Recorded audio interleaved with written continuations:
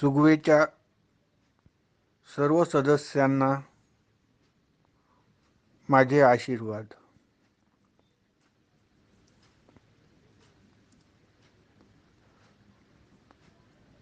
परमामृत ग्रंथाचं आपण वाचन करतोय आणि त्याचा अर्थ समजावून घेतोय. हा ग्रंथ मराठी भाषेचे आद्य कवी मुकुंदराज यांनी लिहिलेला आहे.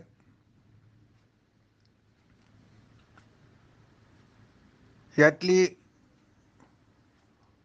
12 प्रकरणं आपली पूर्ण झालेली आहेत आणि 13वा आणि 14वा हे कळस अध्याय आहेत, ते आता उरलेले आहेत. त्याची आजपासून आपण सुरुवात करतो आहे. या अध्यायाचं नाव आहे 13व्या मुक्ती रहस्य. तर या मुक्ती रहस्य अध्यायाची पहिली ओवी आता आपण पाहणार आहोत. ऐशी पावोन योग खुण स्वानंद भोगितो परिपूर्ण तया योगिया न घडे क्षीण संसाराचा. हे एक फार मोठं सत्य या ओवीमध्ये आणि मुकुंदराज महाराजांनी सांगितलेलं आहे.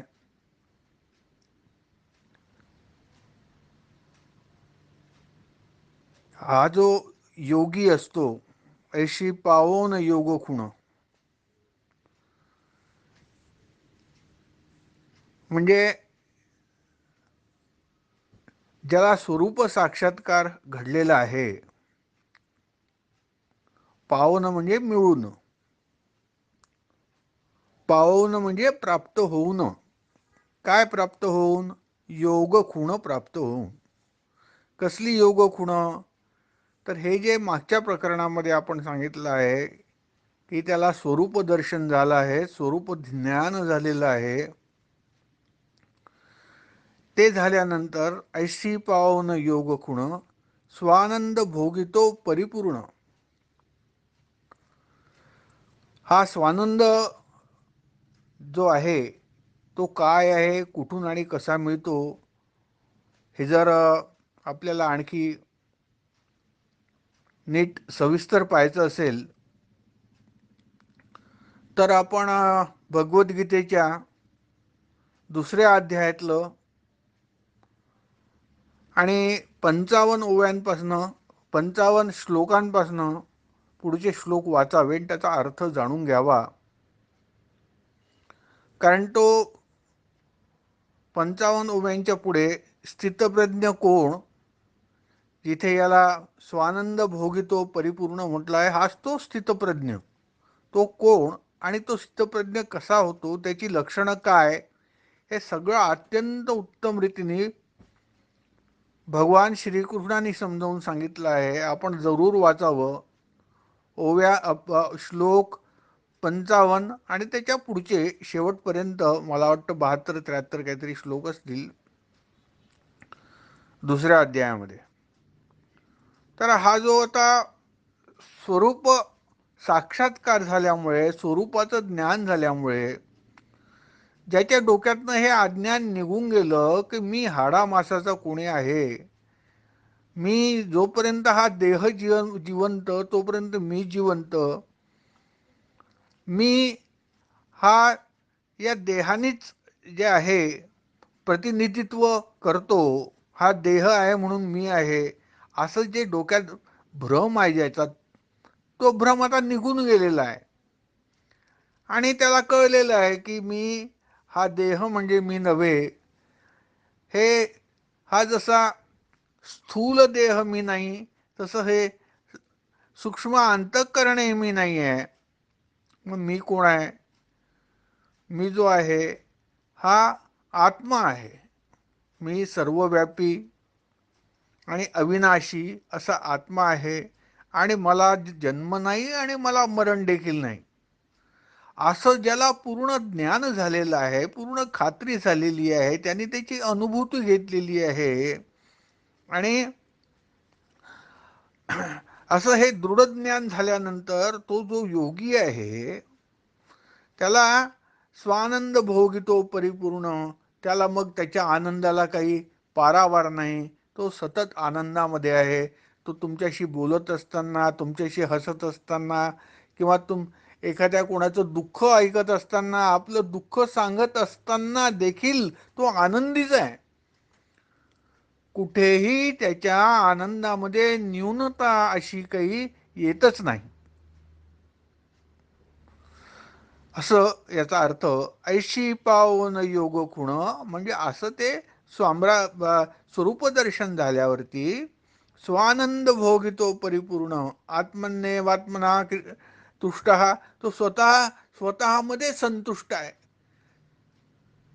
जसं भगवद्गीतेत वर्णन केलं आहे, त्याला आत्मक्रीड म्हटलं आहे. त्याला क्रीडा करण्यासाठी क्रिकेट सारखे 11 प्लेयर नको. त्याला क्रीडा करण्यासाठी, मनोरंजनासाठी आणखी काही साधना नको. त्याला क्रीडा करण्यासाठी काही लाईफ पार्टनरची आवश्यकता नाही आहे. तो आत्मक्रीडा आहे. स्वतःमध्ये खेळतो, स्वतःमध्ये आनंदित होतो, स्वतःमध्ये क्रिकेट खेळतो, स्वतःमध्ये बॅडमिंटन खेळतो. याचा अर्थ असा की त्या खेळांमधला जो आनंद आहे, त्या क्रीडेमधला आनंद जो आहे, तो त्याला स्वतःच मिळतो. त्याला आणखी कोणा दुसऱ्या पक्षाची आवश्यकता नाही आहे, दुसऱ्या व्यक्तीची आवश्यकता नाही आहे, दुसऱ्या साधनांची आवश्यकता नाही आहे. असा तो आत्मक्रीडा आहे. आणि तो आत्मक्रीडा आहे, आत्म्याने आत्म्यातच संतुष्ट आहे. जसं मी आता सांगितलं की आत्मन्यव आत्मन हा तुष्टा जे आहे भगवंतांनी सांगितलेलं, तशी त्याची स्थिती आहे. आणि म्हणून इथे लेखक आपले कवी सांगतायत की तो स्वानंद भोगितो परिपूर्ण, पूर्ण आनंदामध्ये आहे तो. असा तो पूर्णानंदामध्ये असलेला योगी, आणि त्याला ती स्थिती का प्राप्त झाली आहे? स्वरूप ज्ञान प्राप्त झाल्यामुळे झालेली आहे. आणि म्हणून आम्हा सर्वांनी देखील स्वरूप ज्ञान प्राप्त करून घ्यावे. आणि पुढे फार महत्वाची गोष्ट सांगतायत, तया योगिया न घडे क्षीण संसाराचा. पहा, आता या ओवीला महत्व आहे. महत्व एवढ्यासाठी आहे की हा स्वानंद प्राप्तीसाठी, आत्मक्रीड होण्यासाठी जो स्वरूपानुभव करून घ्यायचा आहे, जे आत्मज्ञान करून घ्यायचं आहे आपल्या गुरुकडनं, त्यासाठी काही गुरु तुम्ही संसार सोडून द्या असं सांगत नाही. संसारात राहून देखील तुम्ही ते करू शकता.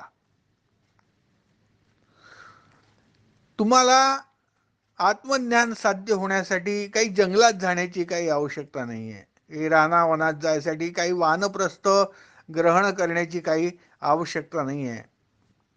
तुम्हाला संन्यास आश्रम घेण्याची काही गरज नाही आहे. तुम्हाला ज्या काही नियम आणि अटी भक्तीमध्ये असतात, साधन शुचिता असते किंवा योगामध्ये यमनियम असतात, ते सर्व काहीही पाळण्याची या ज्ञान योगामध्ये आवश्यकता नाही आहे. फक्त एकच आहे की त्या तुम्ही गुरुच्या पदरात राहा, गुरुला सोडू नका. गुरुला सोडले तर मग काहीही प्राप्त होणार नाही. तुम्हाला ऐहिक प्राप्त होणार नाही आणि तुम्हाला सांसारिक प्राप्त होणार नाही आणि तुम्हाला आध्यात्मिकही काही प्राप्त होणार नाही. सदैव त्याच्या पदरात राहा, लपून राहा आणि तिथनं जे आहे तिथनं सर्व तुम्ही मिळवा, त्या गुरुकडनं मिळवा, सर्व काही गुरुकडनं मिळवा आणि मिळेल, अशी स्थिती आहे. तर आता या दुसऱ्या या या ओवीच्या दुसऱ्या ओळीमध्ये हे म्हणताय, तया योगिया न घडे क्षीण आनंदाचा. त्याला संसाराचा क्षीण घडत नाही संसारात राहून. म्हणजे काय हो, संसारामध्ये राहून संसाराचा क्षीण घडत नाही म्हणजे काय, हे यांनी लिहिलेलं आहे इथे. आपल्या कवींनी लिहिलं आहे, तया योगिया न घडे क्षीण संसाराचा. कारण संसाराचा क्षीण तर आहेच. क्षीण म्हणजे एवढा आहे की जेव्हापासनं त्यांनी संसार त्याचा, आपल्या मराठी भाषेत ज्याला आपण, हिंदीमधला संसार वेगळा आणि हिंदीमध्ये संसार म्हणजे जग. पण आपण जो प्रपंच सुरू केलेला आहे किंवा आपण मोठं झाल्यानंतर आपण एक घटक झालो आहोत आपल्या कुटुंबाचे, आणि कौटुंबिक जबाबदाऱ्या आल्यानंतर मग त्या माणसाला लग्न व्हायच्या आधी पण क्षीण आहे आणि लग्न झाल्यानंतर तो क्षीण कितीतरी पटीने वाढलेला असतो. आणि तो वाढलेला क्षीण अगदी त्याचं म्हातारपण येईपर्यंत तो क्षीण तसा कायम राहतो. अगदी तो म्हातारा झाला, अगदी 65 वर्षाचा झाला, तरी अगदी स्वाभाविकच त्याची बायको त्याला सांगते, अहो तुम्ही काय इथे नुसते बसलेले आहात, त्या जरा नातवाला घ्या ना, खेळायला बाहेर घेऊन जा ना, म्हणते ना. त्याला बिचाऱ्याला सुखाचं काही सुख मिळू देणार नाहीत. काही ना काही कामं, काही ना काही जबाबदाऱ्या, त्याची बायको, त्याची मुलं, त्याची सुनबाई आणि जे काही आहे ते त्याच्या मागे अवश्य लावतील. पण आता हे झालं सामान्य माणसाच्या बाबतीमध्ये, की ज्याला ज्ञान झालेलं नाही आहे. त्याला तो काहीच करू शकत नाही.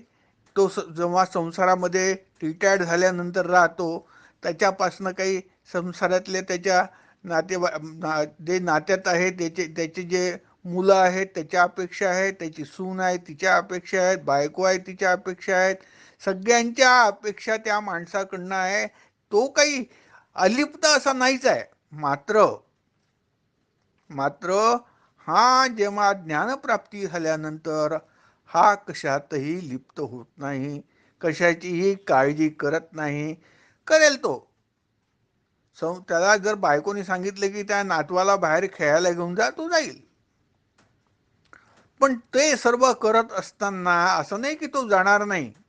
ज्याला ज्ञान झालं आहे तो जाणार नाही, ज्याला ज्ञान नाही झालं तो नातवाला बाहेर खेळायला घेऊन जाईल, असं असं काही नाही. हा ज्ञानी देखील तसाच वागेल जसा अज्ञानी वागतो. मग फरक काय आहे? फरक एवढाच आहे की हा जो ज्ञानी आहे याला त्याचा कंटाळा येणार नाही, त्याच्यात त्याचं चित्त राहणार नाही, त्याचं चित्त सतत परमात्म्याकडे राहील त्याचं चित्त. त्यामुळे त्या नातवाला जर बाहेर घेऊन जाताना ठेच लागली तर तेवढाच निष्पक्षपणे कुठलाही पक्ष म्हणजे त्याला त्याची हे आपल्या मनाला काही वाईट वगैरे वाटून न घेता त्या आपल्या नातवाला घेऊन जाईल. आयोडीन किंवा काय आणखी लावून द्यायचं आहे, डेटॉल, ते सगळं लावून देईल. पण हा जो गुंतलेला माणूस आहे संसारामध्ये, याच्या मात्र डोळ्याला पाणी येईल. अरे अरे माझ्या नातवाला लागलं, अरे अरे पहा माझ्या नातवाच्या गुडघ्याला लागलं, तू धावत होता आणि पहा कसा पडला. आणि हा गुंतलेला माणूस संसारामधला आरडा ओरड करत घरी राहील, अगं पहा ग पहा याला लागलं आपल्या जे काही नातवाचं नाव असेल. बायकोला सांगेल, आपल्या मुलाला सांगेल, पहा ना मी अगदी पाहत होतो माझ्या समोर कसा काय हा पडला आणि कसं काय याला लागलं, आणि बघा ना केवढं मोठं अगदी गळगळ रक्त व्हायला लागलाय. आरडा ओरड करून टाकेल घरामध्ये.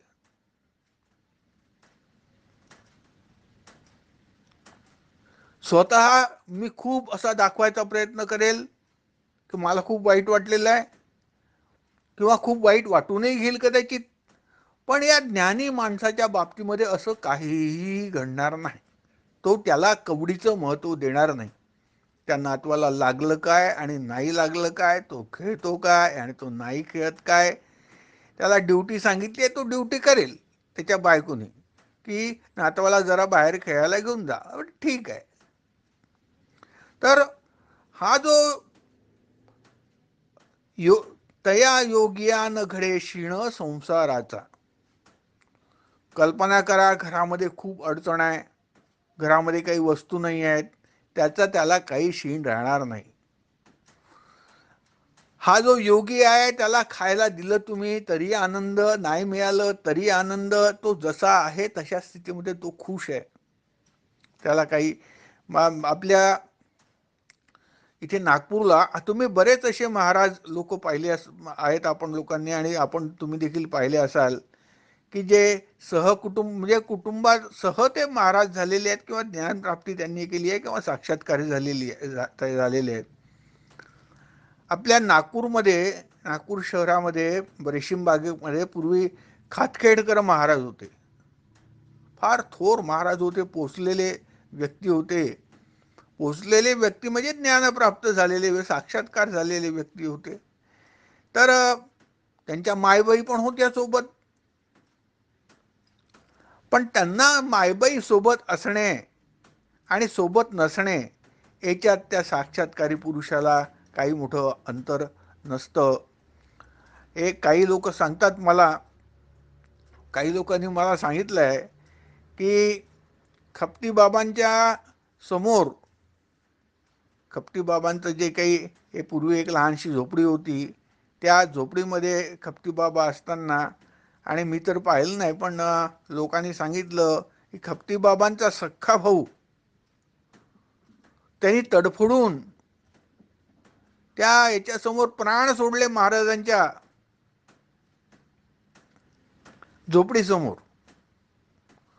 पण महाराजांनी काही त्याच्यामध्ये, सख्ख्या भावानी प्राण सोडल्यानंतर काही असं दाखवलं नाही की फार मोठं काही घडलेलं आहे म्हणून. महाराजांनी एवढं सांगितलं की ठीक आहे, याची व्यवस्था करा, घेऊन जा याला. तात्पर्य, संसारात राहूनही अलिप्त राहण्याची कला हे ज्ञानी शिकून घेतात. नेहमी जसं उदाहरण आपण ऐकतो की त्या कमळाच्या पानावरती जर पाण्याचा थेंब पडला तर तो जसा चिपकत नाही, त्याला लिप्त होत नाही, फिरत राहतो, कमळाच्या पानवर फिरतो तो, पण पानाला चिपकत नाही, तो पानाला चिकटत नाही. तसं संसारात राहून न चिकटता संसाराला जर संसार करता आला तर तो संसाराचा क्षीण येत नाही. आणि अशी स्थिती केव्हा होते, संसारात राहून थोड्या थोड्या गोष्टींसाठी आम्ही एवढे टेन्शन घेऊन घेतो की कसं होईल, काय होईल, कसं होईल, काय होईल. पण ज्यांना ज्ञान झालं आहे ते संसारात असून देखील कधीही काय होईल, काय नाही, कधीही कशाचीही पर्वा करणार नाही. काय होईल ते होऊ द्या. भूकंप झाला तरी हरकत नाही, प्रलय झाला हरकत नाही, सर्व मेले तरी हरकत नाही, सर्व जिवंत झाले तरी हरकत नाही, इथे सोन्या नाण्याचा पाऊस पडला आणि खूप मोठं धनप्राप्ती झाली तरीही हरकत नाही. सर्वता त्यांचं एक सारखं त्यांनी ते जे आहे हे एकत्व प्राप्त केलं असतं, समत्व प्राप्त केलं असतं, समत्व बुद्धी प्राप्त केली असते की ते सुख दुःखाला सगळं समान समजतात. अशी समत्व बुद्धी प्राप्त कशामुळे होते, ज्ञानामुळे होते. आणि मग ज्यांना समत्व बुद्धी प्राप्त झालेली आहे ते रानावनात राहिले काय, संसारात राहिले काय, त्यांनी का 2 दिवस आधीची भाजी पोळी खाल्ली काय, किंवा पंचपक्वान्नांनी भरलेलं ताट त्यांना दिलं काय, त्यांच्या त्या एकूण याच्यामध्ये हा जो संसार आहे हा खोटा आहे हे एवढं मनामध्ये भरलं असतं की यातलं काही सत्य आहे असं त्यांना कधी वाटतच नाही. आणि काही या संसाराची सत्यता न वाटल्यामुळे त्या संसारामध्ये क्षणभरही लिप्त होत नाहीत. खेळण्यामधली लहान मुलांची सायकल असते 3 चाकी, त्याच्यावर बसून प्रवास करायला आपल्याला आवडेल का 200-400 किलोमीटर? तसा विचार तरी करू शकू का आपण? आपण करणार नाही. आपल्याला माहिती आहे की ती खोटी आहे सायकल, लहान मुलांची आहे, प्लॅस्टिकची आहे, ती काही एवढ्या दूर 200-400 किलोमीटर जाण्याच्या कामाची नाही. तद्वतच या संसारी गोष्टी या इतक्या खोट्या, इतक्या खोट्या, हो आज दिसतात 10 मिनिटांनी दिसत नाही त्या. असं असताना देखील हा संसारी पुरुष एवढा लिप्त होऊन जातो. मुलाची परीक्षा, मुलगा मॅट्रिकला बसलेला आहे, 12वीला बसलेला आहे. त्या मुलाला जेवढं टेन्शन आहे त्याच्यापेक्षा त्याच्या आईला आणि बापाला टेन्शन असतं. एवढं पर्सेंटेज मिळालंच पाहिजे, एवढं पर्सेंटेज मिळालंच पाहिजे, नाही तर काय होईल, नाही तर काय होईल. आणि जर पर्सेंटेज मिळालं तर मग लगेच आपल्याला पीईटीला आणि काय कोणत्या परीक्षा देता येईल, डॉक्टर करता येईल, अमुक काय काय त्यांचं सगळं प्लॅनिंग असतं. आणि त्याच्यासाठी टेन्शन, कोणत्याही गोष्टीसाठी टेन्शन, कोणत्याही गोष्टीमध्ये लिप्त होणं. पण हा जर ज्ञानी बाप असेल, त्याचा मुलगा जर असेल 12वीच्या परीक्षेला बसलेला, तर तो कधीही परवा अभ्यास केला ना, परीक्षा दिली ना, मग जाऊ दे, आता जे मिळेल ते मिळेल मार्क. पास होशील नाही तर नापास होशील. 95% मिळेल नाही तर तुला 45% मिळेल. जे मिळेल ते मिळेल, कशाला त्याची काळजी करायची, चला आपले काम करा. तर असा तो कुठेही निर्लेप होऊन, कुठेही लिप्त न होऊन, त्या कमळाच्या पानावरच्या पाण्याच्या थेंबासारखा असा तो संसारात राहील. आणि मग असा तो जेव्हा संसारात राहील तेव्हा काय होणार आहे? तया योगियान घडे क्षीण. मग त्याला कसला क्षीण घडणार आहे? कसला क्षीण घडणार आहे? त्याला काही क्षीण घडणार नाही. आणि क्षीण घडणार नाही कारण तो कशाचं टेन्शनच घेणार नाही. कोणत्याही गोष्टीचं हे झालं नाही, ते झालं नाही, हे करायचं आहे, ते करायचं आहे. अर्थात जी काही कामं त्याच्या वाट्याला आलेली आहे तो ती सहजपणे करण्याचा प्रयत्न करेल. झालं ठीक, नाही झालं ठीक. तर असं ते एकत्व जे आहे किंवा समत्व त्या योग्याला साध्य राहील. ज्या योग्याचं जे आहे काय झालेलं आहे की त्याला स्वरूप ज्ञान झालेलं आहे. आणि स्वरूप ज्ञान झाल्यामुळे त्याची कुठलीही या संसारामधल्या ज्या वासना आहेत त्या नष्ट होऊन गेल्या आहे. ममत्व जे आहे या संसारामधलं ते नष्ट होऊन गेलेलं आहे. ठीक आहे, असं नाही की तो नातवावरती प्रेम नाही करणार, असं नाही की बायकोवर प्रेम नाही करणार, पण त्यांच्याकडे तो आत्मरूपानेच पाहिल की हे आत्मे आहेत. हे थोड्या वेळ प्रकाशणारे तो आपल्या नातवाकडे पाहताना, बायकोकडे पाहताना, मुलाकडे पाहताना हे सर्व आत्मे आहेत. मात्र हे थोड्या वेळासाठी हे रूप घेऊन माझ्या समोर आलेले आहेत. असाच आपल्या मुलांकडे तो पाहिल, असाच बायकोकडे तो पाहिल, असाच नातवाकडे तो पाहिल. त्यांच्यामध्ये काही खूप हसून खिदळून आणि लिप्त होऊन आणि खूप डोळ्याला पाणी आणून ड्रामा करणार नाही. असा तो संसारामध्ये लिप्त होत नाही कोण. आणि म्हणून ही ओवी अशी आहे जी मला असं वाटतं की आज एकच ओवी आपली पूर्ण झाली. आणि खरं म्हटलं तर आणखी खूप सांगण्यासारखं आहे, पण असू दे आता ही इथे संपवावी. मला वाटलं होतं 5-7 ओव्या तरी आज पूर्ण करू, पण काही झाल्या नाहीत. तर ही एकदा परत वाचू आपण आणि मग आजचं इथे प्रवचन संपवू.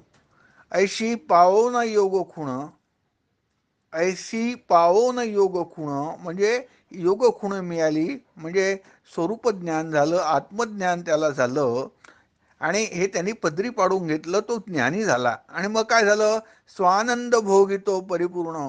आणि आता तो आकंठ जे आहे, आकंठ कशाला? तर अगदी पूर्ण शेंडीपर्यंत, तळपायाच्या नखापासून ते शेंडीपर्यंत जे आहे तो परिपूर्ण, पूर्णच्या पूर्ण 100% जो आहे तो त्या स्वानंदात बुडालेला राहील. स्वानंद भोगितो परिपूर्ण असा तो ज्ञानी आनंद परिपूर्णपणे भोगत राहील.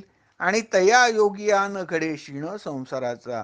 आणि अशा त्या विद्वानाला, त्याला खरा विद्वान तोच आहे, त्याला ज्ञान झालं. बाकीचे विद्वान काय बोलायला, आपण कोणालाही विद्वान म्हणतो, त्याला काय आहे ते ते इथे जे काही अभिप्रेत आहे ज्ञानीजनांना आणि शास्त्रांना, जेव्हा ते कवी म्हणतात आणि विद्वान म्हणतात, ते फक्त जे ज्यांना परब्रह्म प्राप्ती झालेली आहे त्यांनाच विद्वान म्हणतात. इतरांना तर आपलं ठीक आहे, बोलतात तो शब्द आहे आपला, तो सर्वांसाठीच वापरतात विद्वान म्हणून.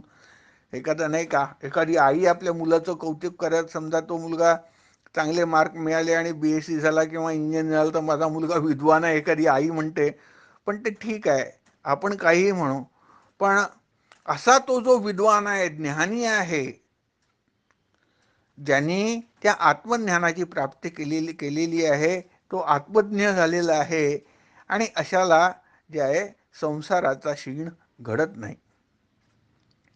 कारण काय की त्याने शीतोष्ण सुख दुःखेशु ही जी 12व्या अध्यायामध्ये भगवंतांनी सांगितलं आहे, श्रीकृष्णाने आपल्या अर्जुनाला, ती स्थिती प्राप्त करून घेतली असते की शीत काय आणि उष्ण काय, सुख काय आणि दुःख काय, त्या मला एकसारखं समत्वम योग उच्चते. तर हे जे समत्व योग त्याने प्राप्त करून घेतला असतो, सर्वत्र त्याला समबुद्धीने तो पाहत असतो, त्यामुळे त्याला संसाराची सुख दुःख नसतात, आणि संसाराची सुख दुःख नसल्यामुळे त्याला संसाराचा क्षीण देखील नसतो. तो कुठे रडत नाही, पडत नाही, आपलं दुःख कोणाला सांगित नाही, दुःख वाटून घेत नाही, आणि दुःख नावाची काय वस्तू आहे ती देखील ओळखत नाही. तर इथे आता आपण थांबवू, आणि आज एक ओवी पूर्ण झाली, उद्या दुसऱ्या ओवीपासनं पुढे पाहू. आशीर्वाद.